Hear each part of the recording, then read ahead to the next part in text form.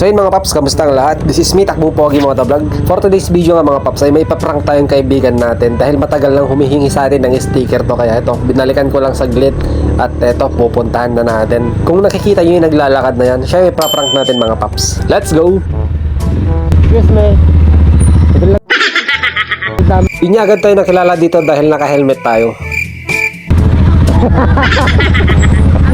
Awan.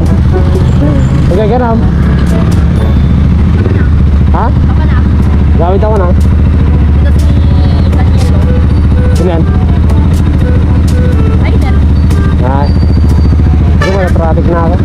Gigilid muna tayo dito mga paps dahil may truck na malaki sa likod natin at baka mabangga tayo. At dito na natin isasagawa yung ating prank mga paps. Imbis na sticker yung ibibigay natin sa kanya ay basta makikita nyo mamaya. At kung ano magiging reaction niya sa ibibigay natin.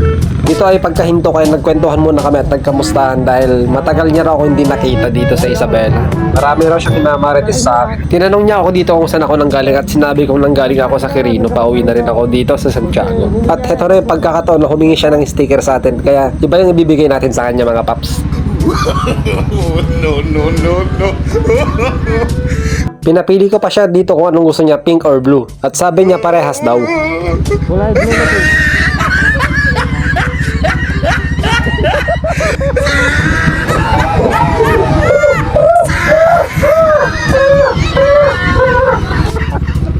Tawang-tawa ako dito mga paps dahil nakita nyo naman yung reaction niya. Disclaimer lang mga paps, lalo sa mga buzzers dyan. Matagal ko ng kaibigan itong babae ito, kaya ganito yung mga biro ko sa kanya kapag minsan. Bago ko i-upload tong video to ay tinanong ko muna sa kanya kung pwede ko siyang isama sa aking content at pumayag naman siya. Syempre, biro ko lang sa kanya yun. May dala talaga tayong sticker para sa kanya at ibibigay natin sa kanya ng medyo madami. Dahil marami din daw humihingi ng sticker ko nung last na binigyan ko siya. Sa mga gustong magkaroon ng sticker ko, humingi na lang kayo sa kanya mga paps. Ang laro din na eh. Manong, busy na. Dito ay nagkwentahan muna kami saglit bago ako magpaalam sa kanya dahil maglilinis pa ako ng ating motor na si Shanks.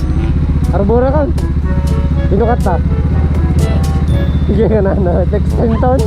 O extra ka kastoy. Sige nga Rod. Di ka pa libre ice cream. Sabi mo. Awa na yun. Ang sahod ton. Sige. Dahil successful ang ating first prank mga paps, abangan nyo pa yung susunod nating mga prank or pwede kayong mag-comment ng gagawin natin. Basta yung prank na hindi nakakasama sa ating mga kapwa. Pwede bang pa-comment na rin kung tagasan kayo mga paps para malaman ko kung saan nakarating tong video na to. At kung hindi ka pa nakapollow sa ating Facebook page, baka naman, pa-like and share na rin.